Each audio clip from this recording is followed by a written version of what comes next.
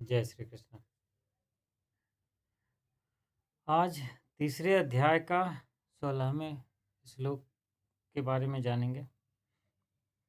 इसके पहले के 2 श्लोक में भगवान ने सृष्टि कर्म के बारे में बताया है, जिसकी सृष्टि का चक्र किस तरह से चलता है। और सृष्टि चक्र में एक मनुष्य ही है जिसके ऊपर उस सृष्टि चक्र के कुछ कर्तव्य पालन बताया गया है। और मनुष्य ही ये कर सकता है और कोई प्राणी नहीं कर सकते। तो सृष्टि चक्र में होता है कि मनुष्य के द्वारा किए जाने वाली जो शास्त्र विहित क्रियाओं से जो यज्ञ उत्पन्न होता है, यज्ञ उसमें होम हवन ये सब भी है और उसका कर्तव्य पालन भी है। तो जो यज्ञ होता है तो उस यज्ञ से वृष्टि होती है, वृष्टि से अन्न उत्पन्न होता है, अन्न से फिर प्राणी उत्पन्न होते हैं। उसमें मनुष्य ही नहीं है, कीट पतंग पशु पक्षी सभी। और उन प्राणियों के अंतर्गत जो हम मनुष्य होते हैं, उनके द्वारा किए गए कर्मों से, यज्ञों से, यानी यज्ञ संपन्न होता है और फिर उस यज्ञ से वृष्टि होती है, फिर वृष्टि से अन्न होता है। तो इस तरह से ये एक सर्किल चलता है। तो इसके बारे में उन्होंने पिछले श्लोक में बताया है। और इसमें उस सृष्टि में जो शुरुआत, फिर जब दोबारा सर्किल शुरू होता है जहाँ से कि प्राणी की उत्पत्ति हुई, तो उन प्राणियों में एक मनुष्य मात्र ही है जिनसे यज्ञ संपन्न हो सकता है, जिससे फिर वृष्टि होगी, अन्न होगा। तो उसके कर्तव्य पालन का अधिकार मनुष्यों को ही दिया गया है। तो ये उन्होंने बताया है। अब इसके आगे के श्लोक में वो बता रहे हैं कि जो इस सृष्टि चक्र के अनुकूल कर्म नहीं करता है या इसके चक्र को बाधित करने का प्रयास करता है, खंडित करता है, दूषित करता है, जिससे इसमें बाधाएं आती है, तो ऐसे मनुष्य की के लिए उन्होंने यहाँ पे निंदा की है। एक तरह से उपसंहार कह सकते हैं कि जो 9वें श्लोक से शुरू हुआ है ये सृष्टि चक्र के बारे में, कर्तव्य पालन कर्म रूप यज्ञ के बारे में, तो इसका उपसंहार करते हुए यहाँ वो ये श्लोक कह रहे हैं। एवं प्रवर्तितं चक्रं नानुवर्तयतीह यः अघायुरिन्द्रियारामो मोघं पार्थ न जीवति। हे पार्थ, जो पुरुष इस श्लोक में इस प्रकार परंपरा से प्रचलित सृष्टि चक्र के अनुकूल नहीं बरतता है, अर्थात अपने कर्तव्य का पालन नहीं करता, वह इंद्रियों के द्वारा भोगों में रमन करने वाला पापायु पुरुष व्यर्थ ही जीता है। मतलब कितने सभ्य शब्दों में भगवान ने यहाँ ऐसे लोगों की निंदा की है जो इस सृष्टि चक्र को बाधित करने का प्रयास करते हैं। सृष्टि चक्र की चर्चा हमने अभी पहले ही की है और उस सृष्टि चक्र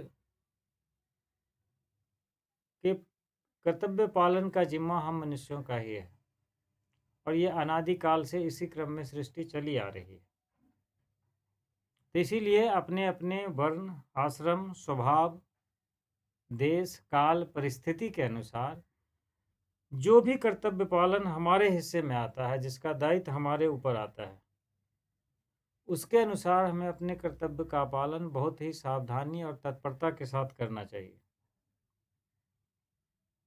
तो उसी को सृष्टि चक्र के अनुकूल बरतना बताया गया है।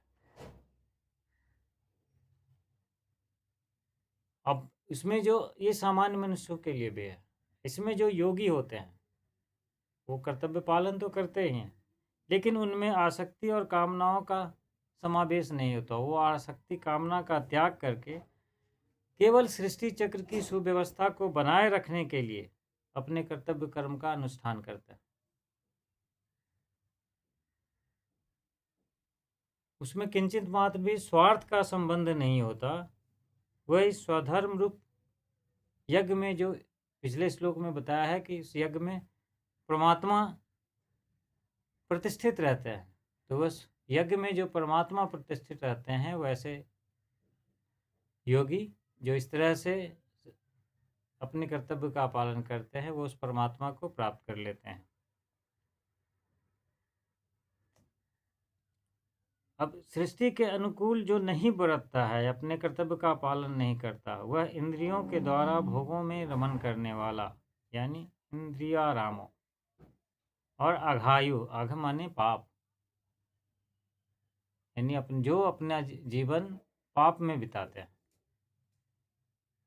तो जो वह इंद्रियों के द्वारा भोगों में रमन करने वाला पापायु पुरुष व्यर्थ ही जी रहा है। इस सृष्टि चक्र के अनुकूल ना चलने वालों को उन्होंने यहाँ पे इंद्रियाराम और अघायु बताया है। इंद्रियाराम का मतलब है जो अपने कर्तव्य का पालन ना करे, यानी जो इंद्रियों में ही रमा रहे। कर्तव्य को भूलकर जो मनुष्य विषयों में आसक्त होकर निरंतर इंद्रियों के भोगों में ही रमन करता रहता है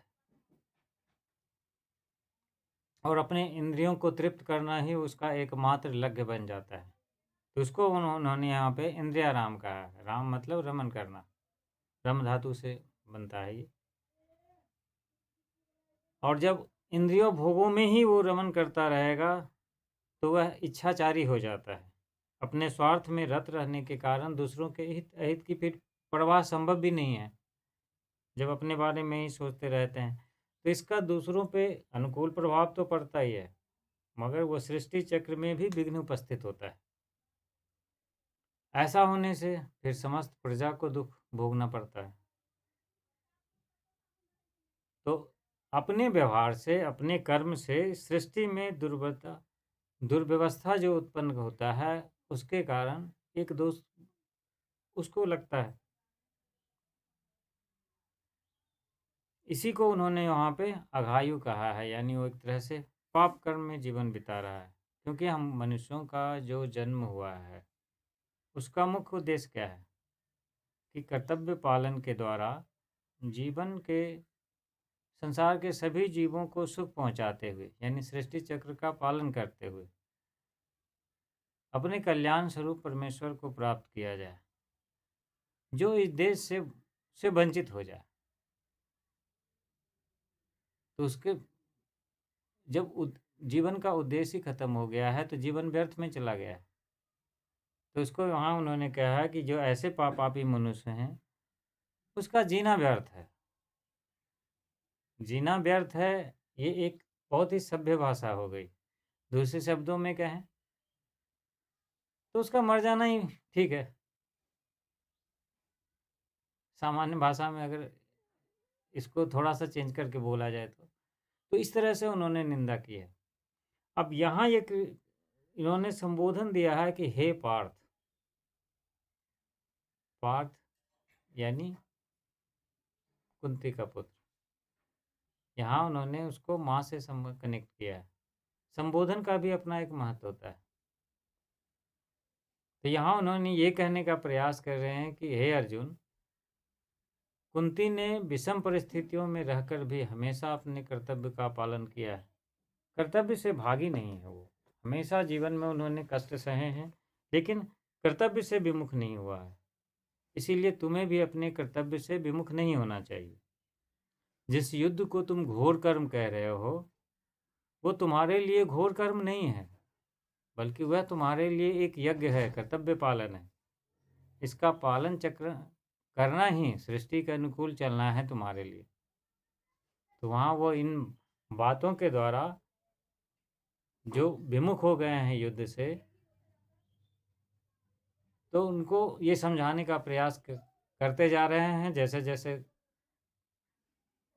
अर्जुन भगवान कृष्ण से प्रश्न करते हैं तो अलग अलग तर्कों के द्वारा, तो वहाँ उन्होंने सृष्टि चक्र के उदाहरण के द्वारा भी युद्ध रूपी कर्म के लिए कर्तव्य पालन से जोड़कर उन्होंने उसको आवश्यक बताया।